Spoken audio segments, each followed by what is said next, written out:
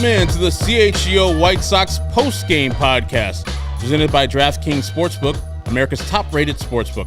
Download the app and use promo code CHGO when you sign up. And welcome into our West Loop Studios. You guys look a little different than Vinny, myself, and Sean. I am still me. I'm Herb Lawrence. Hi. Eckmanwall23 is the way you can follow me. These two guys I'll get to in a second, but first, next Sunday, is Father's Day, and what better gift than to give your father a t-shirt from the CHGO collection. You go to the CHGO locker and buy one and get one half off. Get your dad the one that you buy at full price. Get yourself the one you buy at half price, or vice versa. It doesn't matter. But what matters is you have to buy these and order these by tomorrow for guaranteed delivery before next Sunday, so your father can enjoy your gift that you care about him. If you have a dad in your life, maybe he's not your father, you just say, hey, that guy looks like he needs a CHGO Skyline shirt, or a new Bears one, or a QB1 one. Any of those. Marion Hossa shirt. Get yourself one today. Get the second one half off. With that, welcome in. I'm usually sitting in the middle seat, but in the middle seat today is my guy, Peter Fonseca. Sometimes you see him in the comments. Early in the pregame, you saw him in the comments. He goes by Baloney. He's right here. He's 1/4 of the Chicago Sports Bum. The other half that's joining me today, my man Johnny. Johnny is chilling over there. He comments sometimes. Windy City Rebel 4 is the way you can find him on the tweeters. And he is 1/4 of the Chicago Sports Bums. On the other side of the camera, if you joined us in the pregame, you saw our guys Jason and Dougie, who are back there. They're going to be commenting from time to time. So join in the conversation after this demoralizing, depressing, horrid loss to the GD Miami Marlins. The White Sox started this game off so strong. Lucas Giolito was LG. The bullpen looked like they're all right. And then that 8th and 9th inning happened, and the White Sox lose 6-5, dropping their record to 9 games below 500 and stopping them from their series streak they had of a 2 series streaks in a row. Could have had a third over the Marlins, which would have looked really good because the offense actually showed up today. Peter, I'm going to go to you first. Your thoughts after that depressing loss? It's depressing. It's demoralizing. It's everything we've come to expect from the 2023 White Sox. In a different world, in a bizarre world, we're talking about a sweep against the Marlins and a series win, and them not ruining our lovely visit to the CHGO studios. Thank you, Herb. And not only that, they ruined Southpaw's birthday. So they're just bad on all fronts. They ruined Giolito's start, a 5-run output that, by all accounts, nowadays is an offensive explosion. So all of these good things got negated by, once again, them blowing it, and mostly the bullpen blowing it. So, yeah, I wanted to be here on different circumstances. I thought we were going to be joyous and jovial and talking about a series win, and let's go to the Dodgers and go take 2 from them. Mm-hmm. And now it's just more of the same. So it's tough. Johnny? I mean, we were on such a high with the Yankees series, and, coming in, I mean, we could have easily swept the series. Oh, man. One thing is, like, okay, yeah, we lost yesterday. It was a 1-0 game. Okay. We were up 5-1 in the ninth, or going into the, or was it 5-3 going into the 9th inning? I mean, you had this game. Had this game, and for the most part, Joe Kelly and Graveman, they've been 2 of our best bullpen pitchers, and the fact that they've blown it back-to-back, it just, I mean, I don't know what else to say. It is definitely depressing. And before we get too much into depressing talk, I forgot to ask you guys, like I asked your friends before, your White Sox origins. Like, what made you in this, vein of being depressed on June 11, 2023? What initially got you to be in this depressing fan base? Well, you guys, by the way, if you guys didn't know, you guys are related. Yes, we are cousins. Both of us grew up. We're 6 months apart. Johnny is a little bit older than me, only by age. Yeah, we had no choice. Dougie told his story in the pregame show, talking about how his family was Cubs fans, but he decided to be a Rebel. We had no choice. All of our family grew up on the south side. Johnny's still on the south side. My grandma, her house is right on Archer and Damon. everyone is White Sox fans. So we just grew up in this misery, if you will. I mean, we love the team, but we hate feeling like this. It's tough. It's just the worst feeling ever. We had, like, initially when you get the likes of Braxton, Garrett shutting you down for 5 innings, 5 1/3, by the way, a guy who came into the game with a 4.47 ERA. The White Sox looked, lifeless against him. I think he got either 9 or 10 strikeouts today, and he's his season high in strikeouts. It's just so depressing that this record is just broken. The White Sox, I don't know what they have for advanced scouts or player pro scouts and actually understanding what the other team does to them, but they struggle. As HBIC said before the game, he's like, none of these players has ever seen Braxton Garrett today, and it showed because he called it. He had absolute trash out there, but he was striking the White Sox out left and right. Aggressive when they need to be patient when they need to be aggressive, and that's how you get a guy that looks that bad versus everybody else. The Kansas City Royals, the start before, had 4 earned runs off of this dude, and the White Sox like, no, that man, shit, we can't see him at all. So this is the depressing thing, because then you get another quality, not even quality, it's like top-notch pitching performance from LG. Lucas Giolito, large game Lucas Giolito, comes out and does the thing like he usually does. And then the 8th inning, you're like, okay, man, well, we just got those insurance runs from Luis Robert, hit that home run. Baby, game's over. Like, that's what I was thinking. We had it in the bag. Like, I know Liam, and I'll get to the Liam news in a second. Liam just went on the IL today. And so, but before Liam came back at the beginning of May, this was the best bullpen in the month of May and bleeding into June. Now, as Johnny says, you get a back-to-back blown save by Joe Kelly. That was a 1-run lead, so you can give him a little grace, but he gave up 5 runs. And in this game, they gave up runs, 2 solo home runs given up by Keynan Middleton, and then the 3 runs scored in the 9th inning off of Kendall Graveman. Are you worried that now Liam's absence, 2 back-to-back bad bullpen appearances versus the same team, will put this team into a bad spot? You think the bullpen is something to be worried about since there's no Liam and no lockdown closer?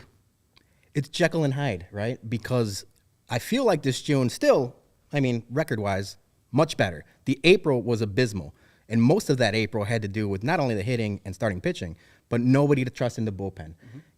Of late, it seemed like the bullpen was getting their stuff together, and now, like we had the discussion pre-show this morning, yesterday Pedro Grifol had kind of his hands tied. Liam wasn't available, Graveman wasn't available, and it seemed like he had limited options. Today, I thought, all right, we got Kenyon Middleton. He had been pitching good. He gives up 2. Mm-hmm. Graveman comes in to close out the night. He should be your closer. He gives up the lead. So now, as much as we like to rag on Pedro, how is this his fault? Because there's no one you trust on this bullpen. And when you're not scoring runs, even though they scored 5 today, when you're not scoring runs, you have to lean on that bullpen, and you just can't. So, yeah, I feel bad just because there's no one on this bullpen where I think he's going in there and he's shutting people down. I agree. And we've got a super chat from James Omadei. If you don't think the White Sox choked that game, you're insane. I think they did choke the game. I think we're all in agreement there. I'm sure everybody who's commenting that they did choke this game away. Let's see how they did it. Let's go to the game summary. Jorge Soler in the 5th inning hits that solo shot off of Lucas Giolito, his only blemish of the game. And then you get in the bottom of the 6th where Jake Berger gets that double off of Jonathan Davis deflects the ball off of right fielder Jesus Sanchez. Andrew Vaughn scores. You had to have Andrew Vaughn score because Jesus Sanchez, he went a full-out dive. I think if he lets that ball just drop in front of him, throws Andrew Vaughn out by like 10 feet. He has a play at the plate. And plus, he had like a rough out, like the first inning. It looked like he was having a hard time trying to like locate the ball. So, yeah. Then in that same inning, you get disrespect, apparently. Andrew Benintendi gets intentionally walked in front of Romy Gonzalez. I thought it was a good move. Romy Gonzalez did not think it was a good move. He's like, what the hell? You're disrespecting me in front of my people here? In front of Missy Carroll? What are we doing here? Hits a double down the line. Both of those runners score 3-1. We're like, baby. Yeah. After they got that, I was like, they're in. They're in like Flynn. The bullpen is going to be solid. Yesterday was just a blip because it only happened to one guy, Joe Kelly. White Sox are going to win this game. No, sir. But in the bottom of the seventh, you get that home run, the 2-run home run by Luis Robert, who barely reacts. He's like, all right, cool. That ball's maybe foul. He just admires the ball because Very he's close to being foul. So damn strong that he just crushed the ball down the left field line. And then on top of the 8th, you get Keynan Middleton coming in the game, gives up the solo shot to Jorge Soler, and then Garrett Cooper, who they have 3 Garretts in their lineup, Too many. the starting pitcher, and then Garrett Hampson came in later on in the game. Top of the 9th, you get Kendall Graveman in the game. You're like, all right, here we go. It's going to close it out. It's got a 2-run lead. It's very safe. Yeah, you give that solo home run up, you'll be fine. That's what Jane Segura did, hit it off the fair pole to get it to 5-4, and then you get the double down the line. We were watching a little bit in the post game where Ozzie Guillen is going off on both Yoan Moncada and it seems like Pedro Grifol for not playing the players down the line, so not playing the first baseman and third baseman down the line to protect against a double. And I kind of agree with him right there. Like, that's the thing you can get beat by right there, a shot down the line, and that tips off of Yoan's glove, pinballs into the left field corner, and then Andrew Benintendi had a pop gun arm. They almost had a play, but they need better, fielders. Andrew Benintendi hasn't been doing anything with the bat, and his arm is garbage. So, of course, that runner scores from first. That is pretty much the game, and the White Sox go meekly into the bottom of the 9th and get out. So, is there anything in this game, in that 9th inning, do you agree with Ozzie that you should be playing no doubles right there, that you should be having those guys on the corners a little bit closer to the line, Johnny? Absolutely. I mean, Yoan's a great third baseman. So, I mean, obviously, like a couple batters later, he caught that ball against Gurriel. So, I mean, definitely, you want to make sure you're protecting that you're not going to get that double. If he gets a base hit, that's fine. The runner doesn't score or whatever. But I agree with Ozzie. I mean, I don't know what Grifol's thinking, but I mean, you have a good third baseman right there who can protect that line. So absolutely, he should have been closer to the line. Yeah, and it goes to the bigger point where, I mean, it's cliche, right? But good teams win this game. Bad teams find a way to lose. And that's what we did these last 2 games. They found ways to lose these games. As much as I didn't want to question Pedro on the bullpen usage because of the limited arms, you could definitely question, and rightfully so by Ozzie, of what are you doing to make this team better? And at this point, Pedro, I don't know if he's helping this team win or not, because as much as the players aren't helping themselves, your manager's got to put you in position to win. And whether it's, keeping pitchers in too long or bullpen choices or even defensive plays, Pedro's not doing it either. So, I mean, the blame could go around all over. We could pick and choose on who to blame, but at this point, all across the board, blame could be put to people. Yeah, and we got a Dougie who's watching on the other side, says that the catcher's interfering in the 9th inning didn't help either. Yeah. Like, I don't know why catchers get catcher's interferences. Like, I get it. They're trying to get strikes quicker and trying to get that pitch in their glove before it drops out of the strike zone. I get it. But also, that hitter, it's not the guy. I understand when people get it versus Luis Robert. It's better him go to first than him circling the bases like he did in the 7th inning. But, just allow the ball to get to you. Especially because we talked about it pre-show. This team, this lineup for the Marlins is a 2-player lineup. Exactly. Luis Arraez and Jorge Soler, who the last 2 games has been lights out. Other than that, let these guys beat you. Don't give them second chances. Let Luis Arraez get his, and Jorge Soler definitely got his. But other than that, we said it's a Sunday lineup. We didn't know most of those guys. You did the thing where it's like, who's this guy? Who knows? And they found a way to lose to those guys. Yeah, 4 solo home runs for the Miami Marlins. Got the job done. I see we got some super chats. Let's get to them right quick. Stefan Bardo, Husky Bardo on the Twitters. Let's see. Lance Lynn is going to get destroyed Tuesday. Godless. I don't know if he meant godless. Probably goodness. But he probably meant Lance Lynn is also godless. I don't know if he knows him. I don't know if he knows him like that. It that. could go either way. Yeah. You guys, Joey P. White Sox deserve a lot of bad words. Agreed. And then somebody very special to your heart. You want to read that one in the middle? Yeah, a $49.99 super chat. There goes my lunch money. Thanks again, Herb and CHGO, for having the bums, especially my Baloney, who has a first name, Peter. But I'm happy to share him with you all because he's just that great. So thank you. Thank you, Julie. Love you, Julie. That's very sweet. Thank you. But yeah, No problem. $49.99. I'm gonna grab a couple more beers on the way out. Yeah, you should grab a couple more beers to pay for that. Yeah, you got what a 10-1 in the pregame, $49.99 in the second game. Hey, man, thank you. We appreciate it. Really appreciate it. Let's get to the good about this game, and of course that's LG. Lucas Giolito doing things the right way. He went 7 innings, gave up 6 hits, 1 earned run. That was that home run by Jorge Soler earlier, the first home run. Only 1 walk, and he struck out 8. I mean, there's just so few things to say. Like, there's words miss you where you had this guy in 2022 was just bad, and a lot of us wanted to DFA him, wanted to trade him, wanted to demote him, things like that. And let's get to that bum, Braxton Garrett, since it was up there. Sorry, Steven. 5 1/3. There's no earned runs, 3 hits, 9 Ks. 9 goddamn Ks for that guy, and only 1 walk. Braxton Garrett. But Lucas Giolito, the superlatives fail because this guy just keeps on going out and doing his thing. And I'll ask you the question I think one of you guys asked about, is Lucas Giolito the true ace of the White Sox this year? Right now he's looking like it. I mean, he's had back-to-back starts where he did almost a no-hitter and against the Yankees, and he pitched really well against the Marlins. I mean, he got a little bit of issues in the third inning, but overall, I mean, he did great. I mean, the pitch count was a lot better than it was against the Yankees the last time out. He went 7 innings. So as of right now, he is doing a lot better than where we are hoping that he would be.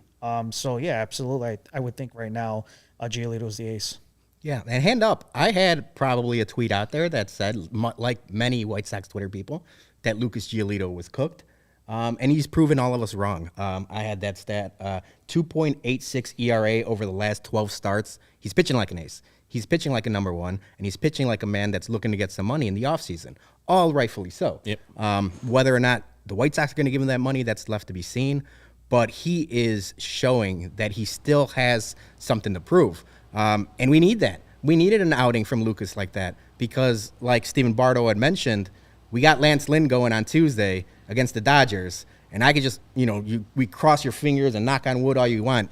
We don't know what we're going to get from Lance Lynn. So Gio is proving it. Lance isn't. But whether or not he's 1A or 1B with Cease, that's left to be seen. But at this point, he's earning that money. He is, and that's the thing I'm always cautioning with Sean and Vinny usually on the set is this is his last year, and we're sad because as White Sox fans, we know he's not coming back next year.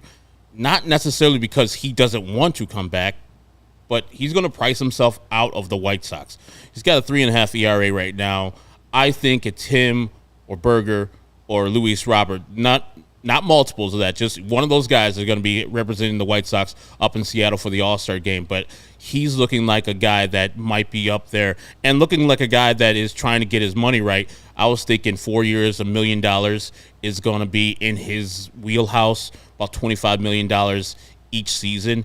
I don't know if people think that's a little high, a little low for Lucas Giolito, but that's Zach Wheeler. He's Jason thinks it's going to be Zach Wheeler-ish type deal. Let me see. What was that, Jason? Do you remember? I think it was 5 for 125. It's about 5 for 125, so that's 25 each year. So, yeah, and Jerry Reinsdorf's resistance against going 4 years plus for starting pitchers, even if that starting pitcher has done what he has done, as Lucas Giolito's got a no-hitter on his resume. He's shown that he's the ace of the staff multiple years during this rebuild / championship contention. But what are your thoughts on Bob Nightingale's thought that the White Sox are going to shop him no matter where they're at? Because currently the White Sox are 4.5 games behind the Minnesota Twins. If they're closer, 2.5, or if they're farther back, 7.5 games, do you think by the trade deadline that Lucas Giolito, after the trade deadline, will be still a White Sox? And do you want him to be a White Sox after the trade deadline? I think he should be a White Sox. I think he will be. Whether or not they shop him, I mean, they got to do their due diligence, and that's with everyone. But this division, when we talked about it, is so bad. As much as they're giving games away right now, they're still in it. Yep. And no one's going to run away with this division. If you trade Lucas Giolito, you're waving the white flag, and the little fandom that we have left is going to revolt. White Sox Twitter might be on fire. And, like, shout out Beeflo from the 108. He had that blog out this week. The White Sox should be buyers. Whether or not they're buyers or not, they can't be sellers. I agree. So you have to keep him. You know, if he leaves in the offseason, you get that draft pick. At least it's something. But I just don't see them waving the white flag because of how bad this division is. Johnny? I would say another thing, too, is, like, what would be the return for Giolito? Like, what will you think you would be getting? I guess that's another question. Yep. Like, this is not the Giolito of when he came back to that bounce-back season. I mean, he's what, like, maybe on another good team, maybe he's not an ace on a different 2 or team. 3? Yeah, 2 or 3. I'm going to say 2 or 3. What's the return you're going to get from him? So that's, like, another thing. And you still got GM Rick Hahn doing these moves, so that's the other thing you got to think about. Is like, what's going to be the return if you do end up trading Giolito? The only good part about the White Sox being a seller at that point, and I agree with you, they should never be sellers. There's no reason. Making the playoffs is a very easy thing. They have an easier road to make the playoffs than the Yankees do in their own division. I know the Yankees can make the wild card, but those teams are hard in the East, and they got to play them a lot. The only good part about, shopping Gio and maybe having one of the teams or all the teams bidding for your services is that there's very few sellers. The A's are sellers, but who's on the starting rotation that you want? The Royals are sellers, but who's on that starting rotation that you want? Detroit, they're close to us. They're only a game behind the White Sox. Are they sellers? They could use a starting pitcher up there in Detroit, but other than that, most of the National League is in it because that NL Central is terrible, and most of the AL is in it. So you have more suitors for Giolito's services, and you'll have somebody maybe driving it up where you can get a pitcher that is either ready to start this year or ready to start next year. Because the big picture of the White Sox is, we've already said Lance Lynn sucks, or has been having a sucky year.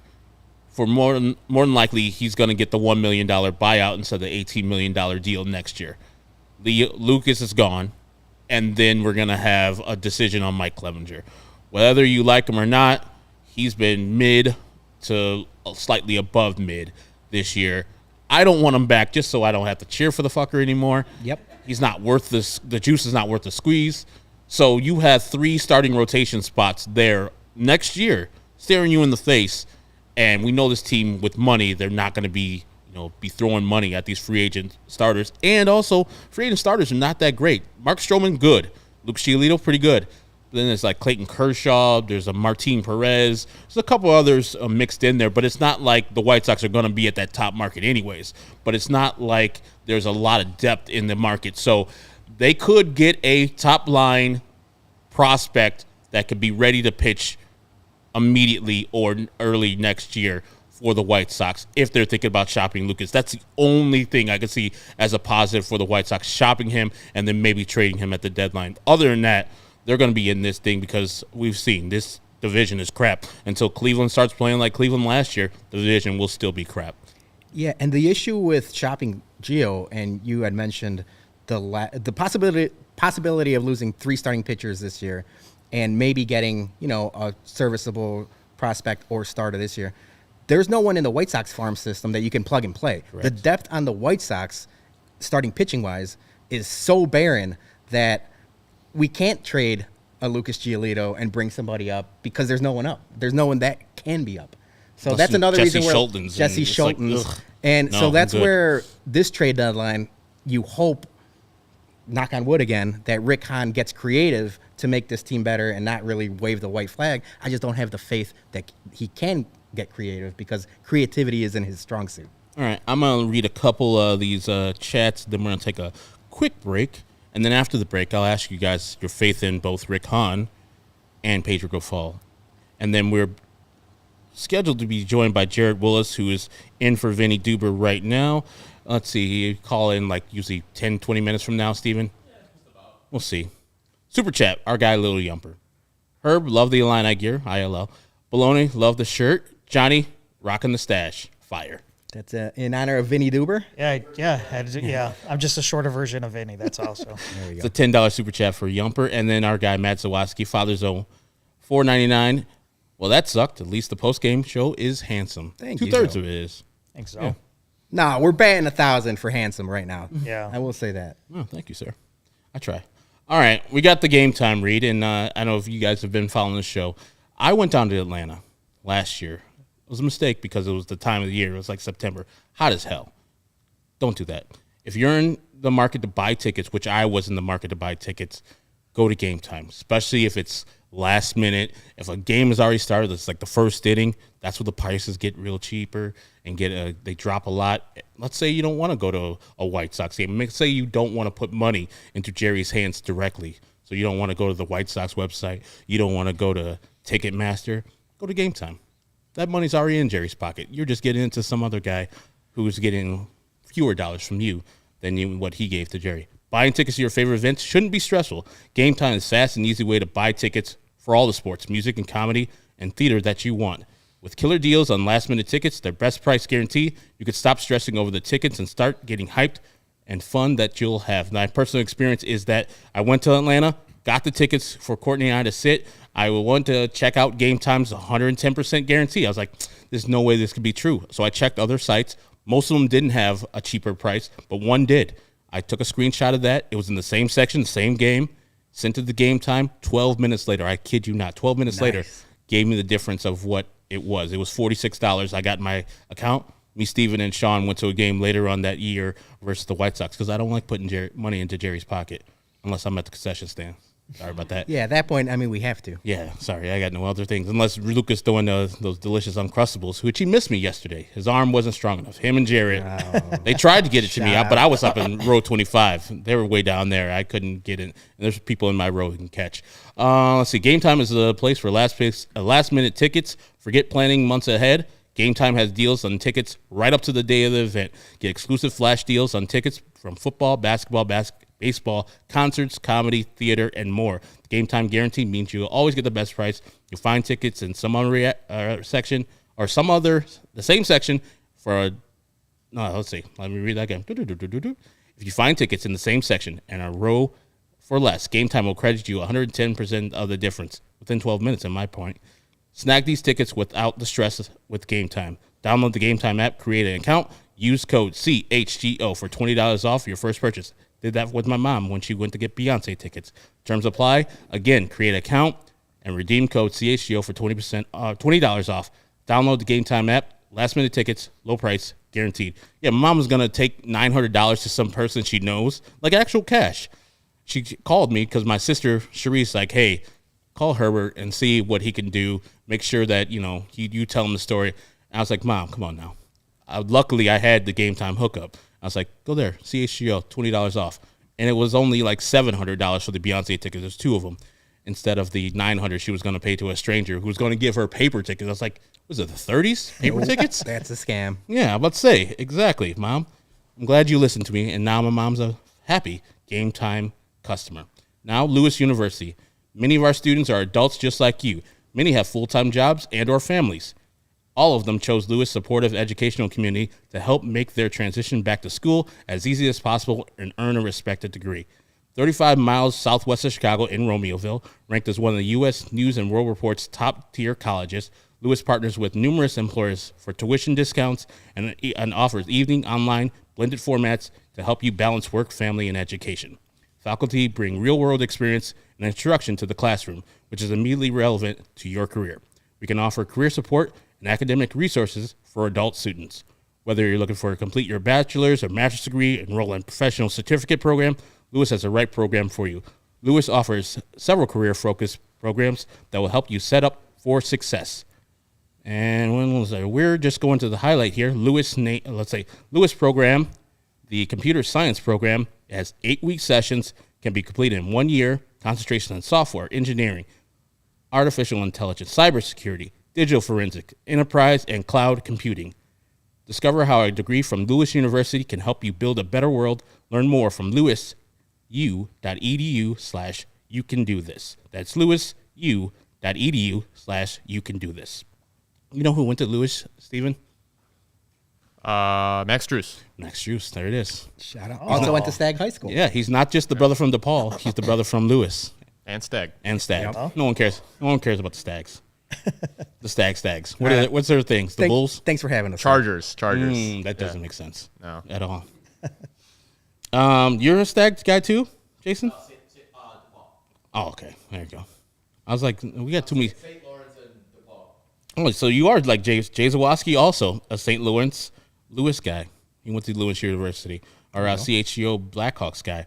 Now, for the White Sox, it's been really bad this year. 9 games below 500. Earlier in the pregame, we had Jackie say roster construction, and I could not agree with her more. The reason why we're going through this guy and that guy, and why don't we have this? Why don't we have a backup starting pitcher to come up and give us starts this year? Why do we only depend on Davis Martin and Jesse Schultz for our backup? It's because Rick Hahn, I believe, is a terrible general manager. Yep. Really bad at his job. And you could say what you have to say about Jerry Reinsdorf and how much money he gives him. He gives him plenty of money, but Rick doesn't allocate it correctly. Firstly, I'm going to ask you your faith in Rick Hahn, and then after that, I'll ask you your faith in the manager, Pedro Grifol. But, Johnny, Rick Hahn, he's on his 10th season plus. He's made the playoffs one time when there was a real season, twice if you say that Mickey Mouse season was real in 2020. What's your faith in Rick Hahn right now? I don't have faith at all. Okay. I think I probably speak for most Sox fans right now. We were all giddy. We were all excited when we did all those trades, when we were doing everything, when we, got rid of Chris Sale, and, we got Yoan, and we got, Michael Kopech, and it just seemed like he was going to be the guy that was going to lead us to this World Series. Everybody had all these expectations. I think a lot of us, the big name players, were saying that, hey, we're going to be like 2023 World Series champions. I mean, it was everywhere. I don't have faith. I mean, obviously we were just hitting on it as far as Giolito and what we're going to do in that trade deadline. I don't have faith whatsoever. I don't want him touching anything whatsoever as far as the players is concerned. I just feel right now that we need to rebuild this organization, let alone this team. But I think if you are going to go get another GM, get somebody from a winning organization, go get somebody from the Tampa Bay organization who doesn't have any money, who's less of getting like a bunch of players for, a bunch of big contracts like the Mets and the Phillies. Get somebody who can get prospects, who could get a better farm system year in, year out. Because look at how the Tampa Bay Rays are. I mean, they're always good every single year. Another team, Houston, get somebody from the Houston organization. I know, yes, they had that whole scandal and all that, but they always seems that they have good people in their organization to run a team the right way. I don't have any faith whatsoever with Rick Hahn, and I don't want him touching anything with the White Sox in the near future. Yeah, and that's what's scary, right? Everyone's ready to do the rebuild 3.0. We don't want Rick Hahn to do the rebuild 3.0 because he failed with 1.0 and 2.0. He had that quote, remember, about he got cocky. We made the playoffs talking about parades. Wake me for the parade. There's no parades anytime soon. It stinks because whether or not we're going for it or, we should be buyers or we should be sellers and the rebuild's coming, there's no way Rick Hahn should get another crack at it. You mentioned 10 years. That's probably 3 years too many, like after 5-6 years of futility, maybe get rid of him. But then that goes to a bigger point of Jerry being loyal to a fault. We see that all the time with the Bulls and with the White Sox. So, no faith whatsoever in Rick Hahn. The only thing I have faith in Rick Hahn is him getting there, talking to the media every homestand and just word salad and just verbal diarrhea. But other than that, I have no faith in Rick Hahn. That's a good transition. We're going to go to Guaranteed Rate and talk to somebody who did talk to Rick Hahn today, who spoke before the game, I think mostly because of Liam Hendriks' stint to the IL. It's Jared Willis. He covers both White Sox and Cubs for us here at CHGO. He's joining us right now from Guaranteed Rate Press Box. Jared, how's it going out there? I wish I was joining you guys on a better afternoon, but that's the way it goes. That's Johnny by my side. That's Jarrett over there. And Jarrett, after the game, I mean, we're all demoralized. What did Pedro have to say about this loss, and how did he take this loss? Was he take it like, oh, it's just another one, or this is a crushing loss like the rest of us did?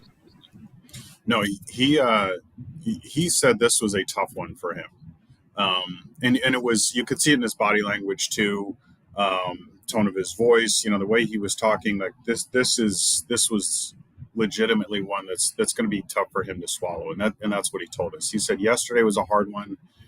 Today felt a little bit worse, and so for as much as White Sox fans are feeling it, for what it's worth, know that he seems to be feeling it too. I think some of the same kinds of frustration he has. I was also wondering, before the game, we saw that Tim wasn't in the lineup. Did he say that was just a get him rest day, or would he say that, hey, yesterday was unacceptable, I'm going to sit him down for a day? Well, at least, I mean, what he said to us before the game was that this was a rest day. This was strictly about, with the day off tomorrow on their way to Los Angeles, this gave him the chance for 2 days off in a row for Tim Anderson. So he said it was just about that. Now, the timing of it, you do have to wonder, given, the play in Saturday's game. But again, at least what he told us with this was strictly about giving Tim, a day off of his legs. Jared, so we watched the game here. We went from the highest of highs to the lowest of lows. You talked about Pedro kind of owning it and wearing it on their face. How's the clubhouse? Yeah, I mean, it's always quiet in there after any kind of a loss, but especially, one like today, where I think there's a few guys who feel a sense of responsibility, because you don't necessarily pin any one loss on one guy, but there's definitely a couple who in that locker room feel like this one's a little more on them.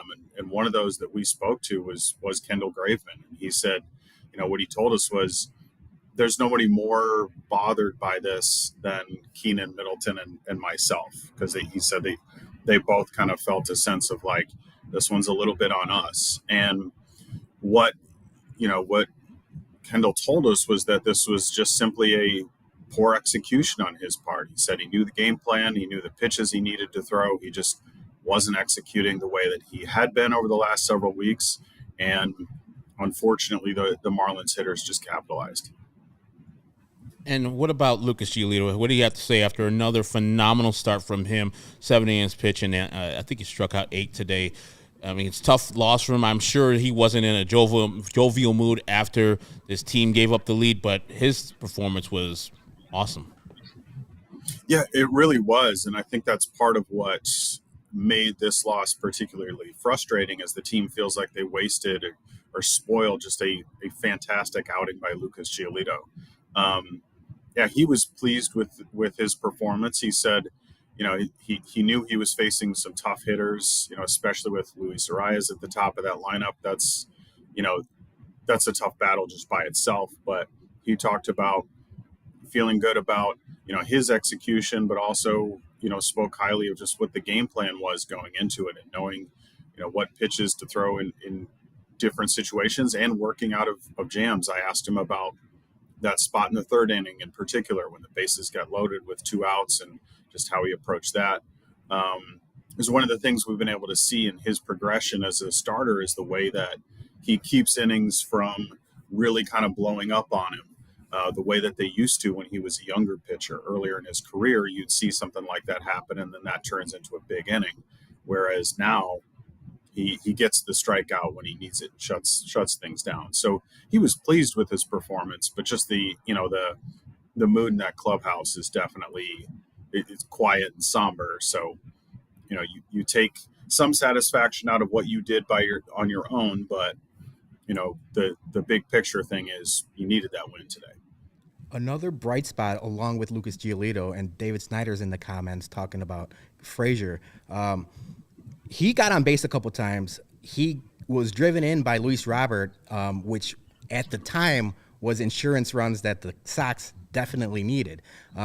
Herb asked about TA getting an off day, and Clint substituting very well, I think. How was he post game, or did anybody talk about how Clint Frazier really helped this team today?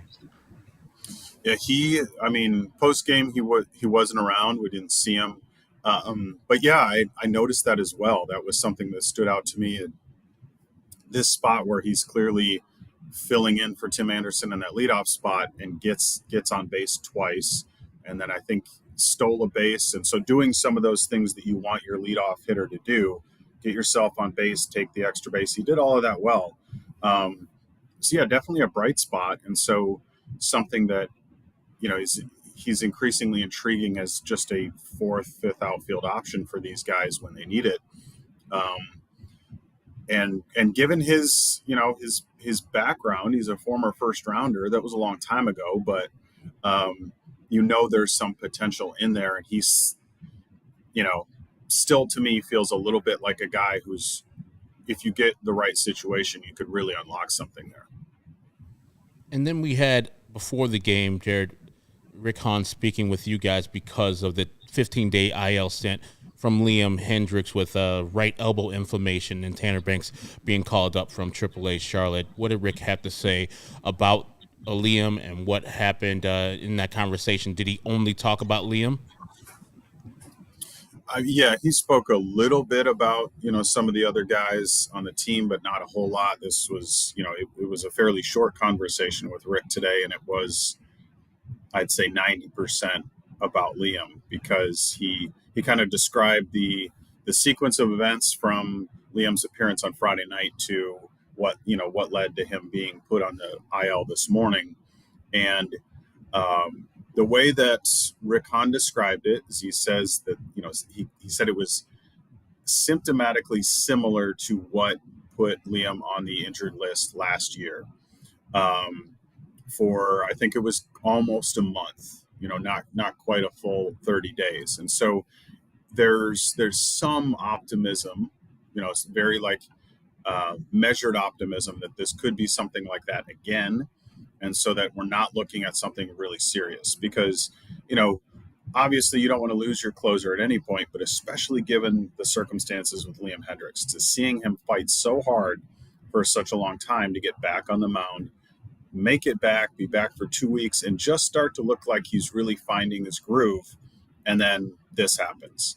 So, Hahn spoke mostly just about what their plan is going to be with Hendriks going forward. And he said there's, more closer examination today, a little bit more on Monday. And he said to expect the next update will probably come Tuesday in Los Angeles. So that'll be something for Sox fans to keep an eye out for come Tuesday is, the next update on Hendriks. But like I said, Hahn likened it to what happened with Hendriks in June of last year. So if you're looking for something to be optimistic about in this situation, there's at least that.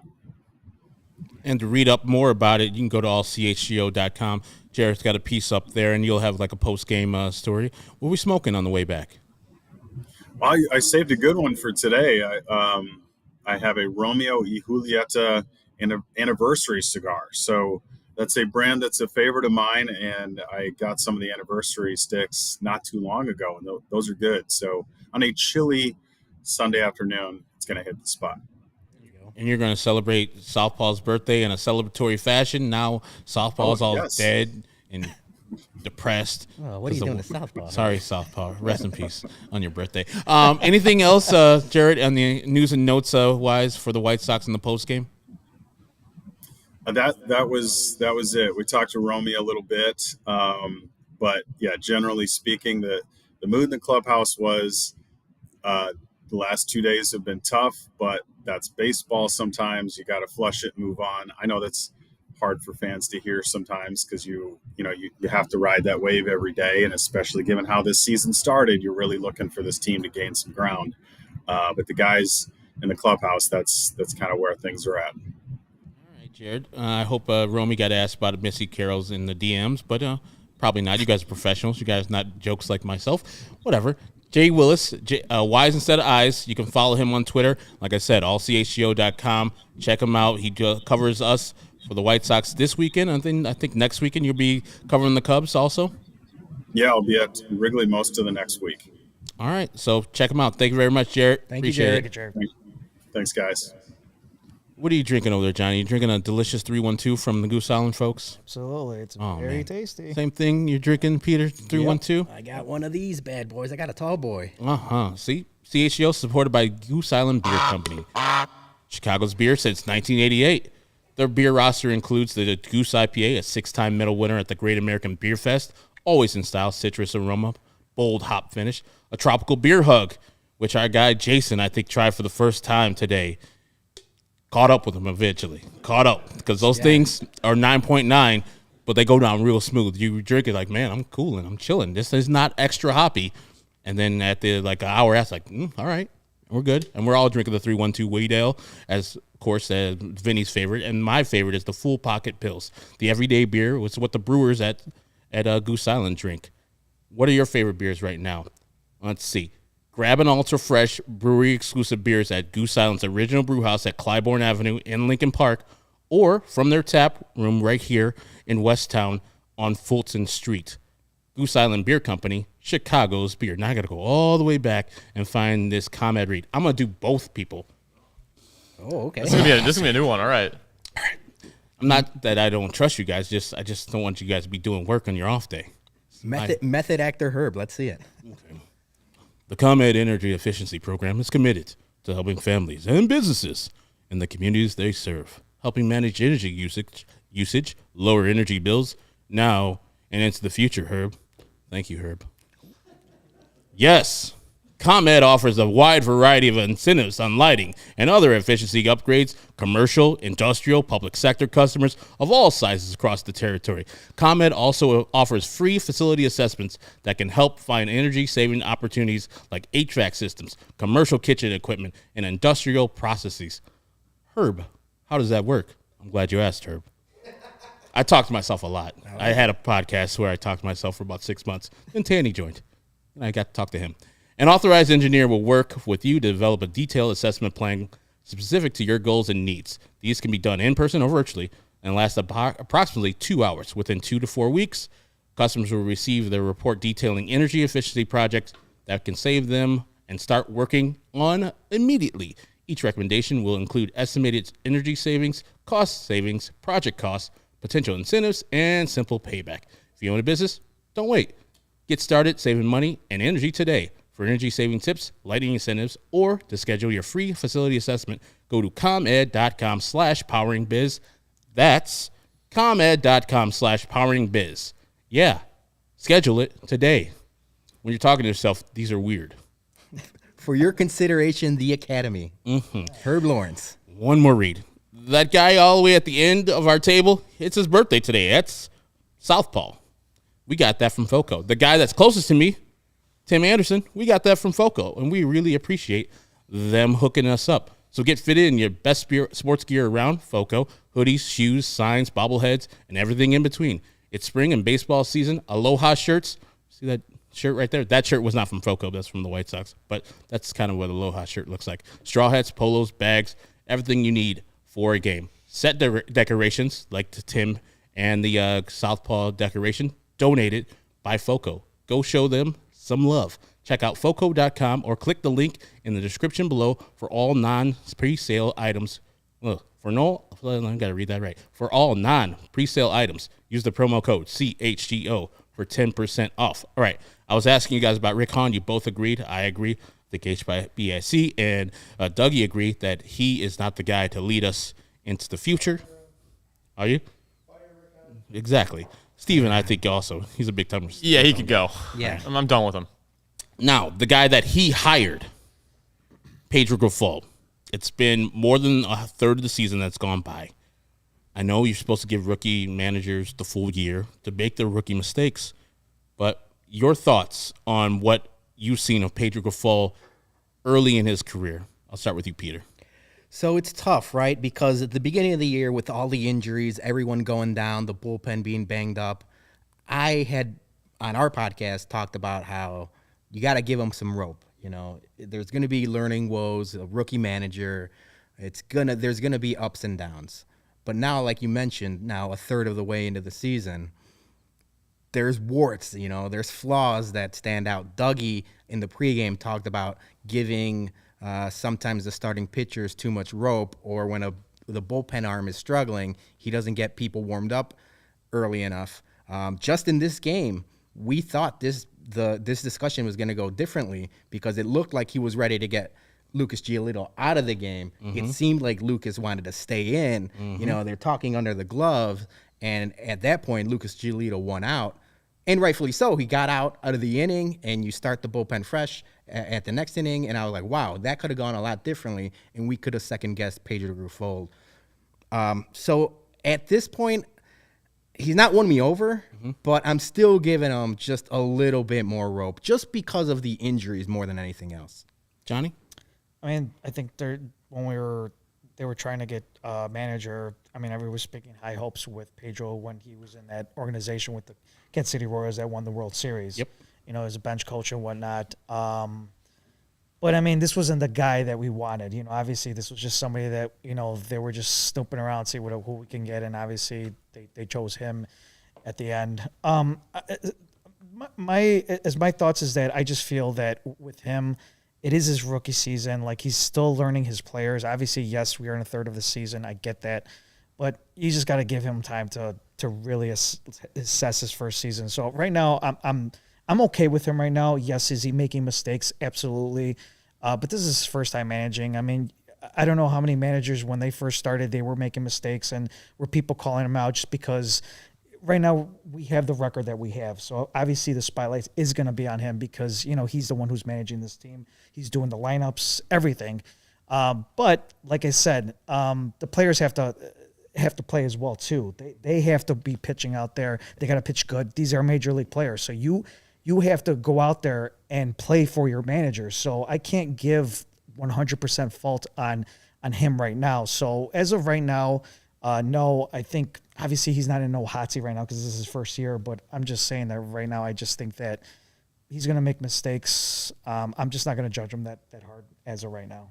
Thing that I have problems with Pedro, things that you guys have pointed out, and also Dougie and HBIC in the pregame, it's mostly that he just doesn't have the backbone yet to tell Tim Anderson, to tell Andrew Benintendi, you guys ain't getting the job done. And until you do, bottom of the lineup is for y'all. You need to go to 6 and 7 because we can't have the top of our lineups just not getting on base and then also not hitting home runs. Like, they're not hitting home runs thing, fine, but you're not really getting on base at a high clip. Andrew Benintendi, I think it's like 340 now. Fine, but, you're the two-hitter. You're supposed to be providing a little bit more than he has so far, and Tim has just been, for the most part, lost at the plate. So I need a manager to go up to people and say, this is a meritocracy. I know you've had this leadoff hitter thing for a minute now, Tim. It's earned, though. It's 100% earned. And our guy, Dougie, TA7 spot. It's perfect. So Tuesday is going to be really how I'm going to see, for the first time, it seems like TA has, you had an off day today. You're off tomorrow. You're going to the Dodgers. Yep. If he's batting top of the order, he will be. That's where we're going to have issues because, like you had mentioned, does Pedro have, the balls to do something about it? Because right now he hasn't shown that.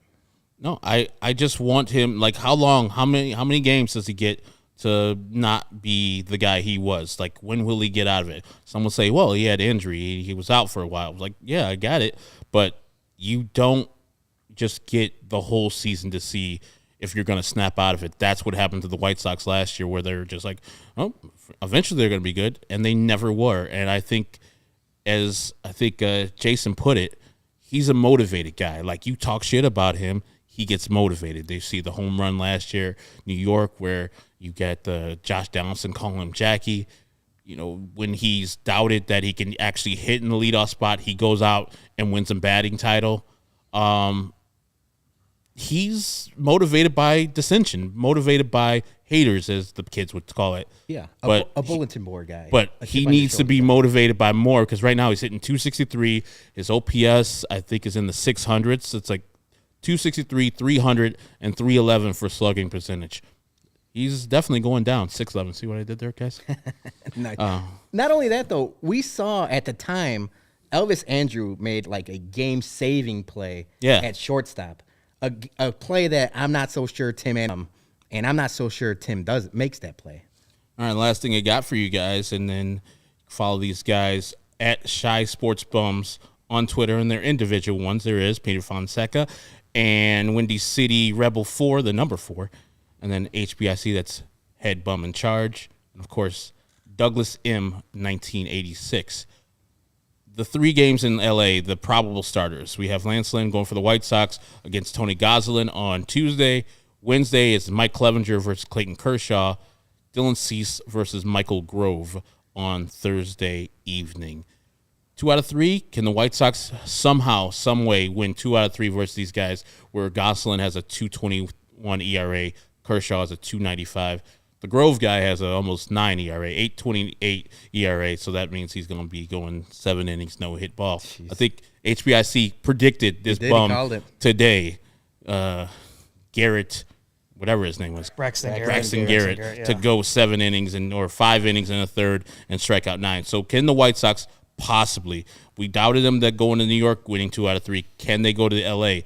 and win 2 out of 3 versus them? Can they? Yes. Will they? Probably not. Lance Lynn against a good team scares me.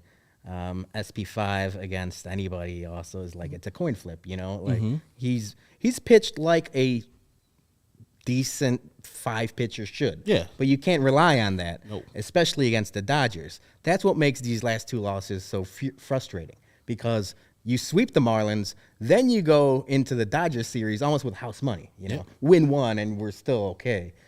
These last 2 games, just giving them away. Now going into L.A., it's tough with Lance Lynn on the mound. So, no, I have no faith in that. I mean, I just feel like we always have a hard time in the West Coast in general, regardless if it's the Dodgers or the Angels or whoever. We just always seem like we can never win, even against the A's. But, you know, getting back to the Dodgers, you know, who would have thought that they would have took 2 out of 3 from the Yankees? Nobody did. But we didn't have like, I'm sorry, put your hands up. But Jason called it. But they didn't have Judge at the time as well too, so that kind of really helped, you know, out the White Sox. Yeah, I mean, it is possible you could take 2 out of 3. You can even sweep them. I'm not saying that that's going to happen on either or. I mean, it's the Dodgers. I mean, are they the same Dodgers as they were in years past? They're still a good team. But I just feel like we'll probably sneak maybe 1 game with the Cease game. To me, I don't know how much longer I could deal with Lynn right now. I mean, he's just he's digressed since last year, and I just don't have too much faith with him. But, I mean, overall, I just feel like the Dodgers are going to take 2 out of 3 here. All right, for the rest of the schedule, I think it's 17 games. The White Sox are 6-3 so far in the month of June. 3 in Dodgers Stadium, 3 in Mariners. Come back home for the Texas Rangers, who I think are the second best team in the league at 40-28 or 48-20. Jesus Christ! Their starting pitching is very good. They're 41-23. The Rangers. Yeah. Yeah. Oh, so the Rays are the better team? Yeah, 48-20 the Rays are. Oof. The Red Sox at home. Then you have 4 in L.A., which I don't understand why you got to go to L.A. twice in 2 weeks, and then they got to go to Oakland for the last game of June.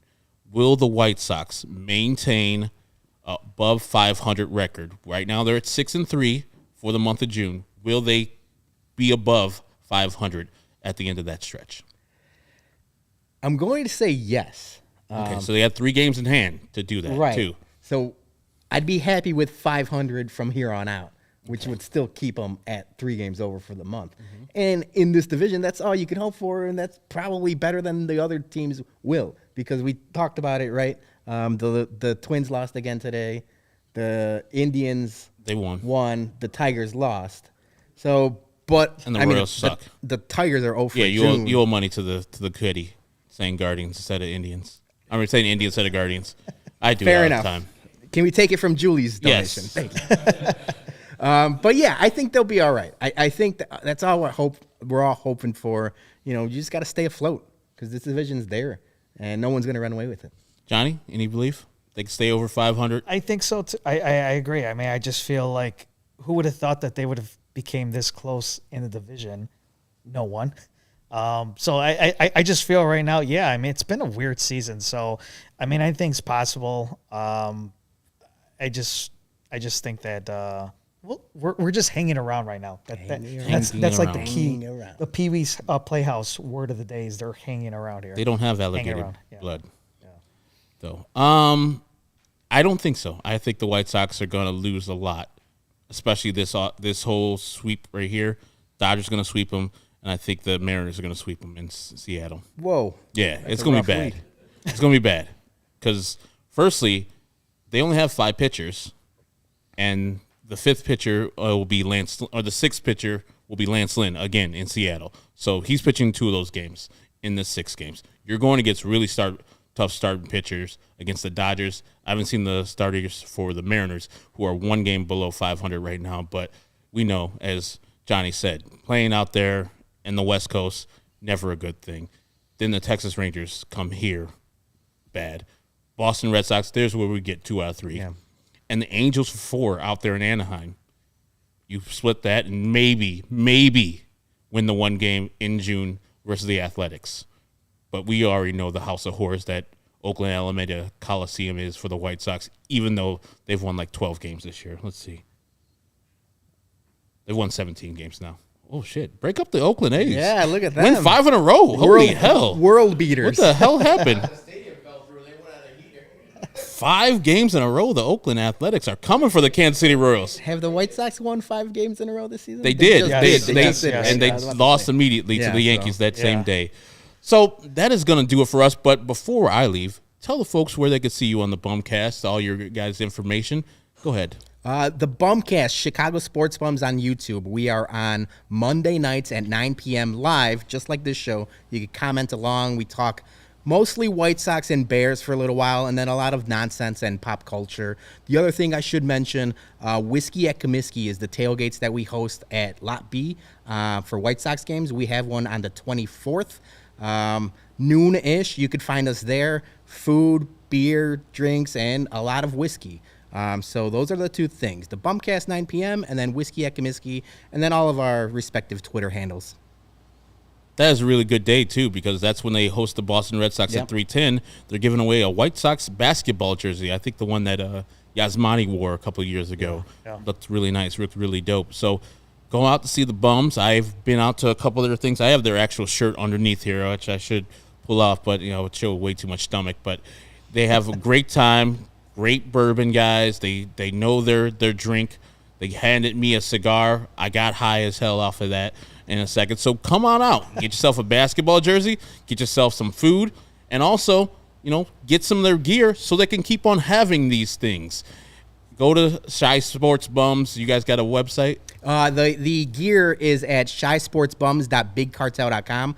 All of the money that we get from T-shirt sales go to the Whiskey at Comiskey tailgates for the food and drinks and all of those costs. And we have Bear shirts, we have White Sox shirts, and we have general Bum shirts. But we appreciate anyone that's bought a shirt, and we appreciate all of your support. Before we get going, Herb, I appreciate you and Sean W. Anderson, Steven.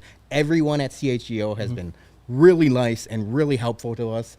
So we can't thank you enough for having us here and just your general support in general. No, it's all good. Thank you, guys. You guys are awesome people, grassroots company like yourself, and you guys helped me drink bourbon, which I didn't like before you guys. We're going to need to drink more bourbon after tonight. Oh, my God. I'm going to go home and find a bourbon. I don't have – actually, I do. I have Danny Parkins gave me a parting gift when I left the store. I forgot it's like High West or something like that. We're going to get you some bourbon. Don't worry about it. Yeah, and I've tried some Evan Williams. I was like, it's decent. But I'm sure there's better than Evan Williams, right? It just sounds like some dude down the street. Hey, I made some whiskey. You want some? Evan Williams probably played for the Marlins today, somewhere in there. Yes. Got a hit. Yeah. Somebody walked him. But that'll do for the CHGO White Sox post game. It's a sad one. The White Sox lose again to the GD Miami Marlins, 6-5. We'll have an off-day show tomorrow. I'm not even sure what time it is, Steven. It's like 4:30, 5:30. It'll happen sometime. Just follow me on Twitter, Ecknerwall23. I will tell you when our off-day show is. Or Steven, and with his good fingers right here, can get 3:30 p.m. Ooh, 3:30 Early p.m. one. live from Studio A. It will be myself, Vinny, and Sean back in the driver's seat, so I don't have to be in here until he goes away for a vacation again. Follow us on Twitter at Chicago, CHGO_White Sox. Can't follow Steven because he's not on any of the Twitters. He's a I'm off jerk the like grid. that. I'm off the grid. Come on, Very, Steven. he's a horrible guy like that. And he also wants hustle too, guys. So if you're out there on the bases, show hustle, or Steven, his 30-year-old ass will come there. I will call you out on air. and yell at you. Steven, Talking to you, Josh Harrison. that's Steven Nicholas. He hated Josh Harrison all last year. He's like, man, why is he grooving it up? Why he can go to third base? He's on his little mini bike. He's high stepping. He's not running though. That's the last thing he's gonna do. The oldest 30-year-old Man, ever. Josh Harrison ricochet shot. I didn't expect that. He's in Philadelphia somewhere. Like, what the hell? Is that Steven Nicholas getting me again? Thank you to Douglas. Is I call you Douglas? Is that your full name, Douglas? That's Dougie Fresh and Jason HBIC for joining us in the pregame. We want to join you tomorrow at 3 o'clock for our off-day show where we talk more White Sox and this depressing-ass team. And then we'll have post-game, pre- and post-game for that Dodger series on Tuesday. See you then. Happy birthday, Southpaw. Yeah.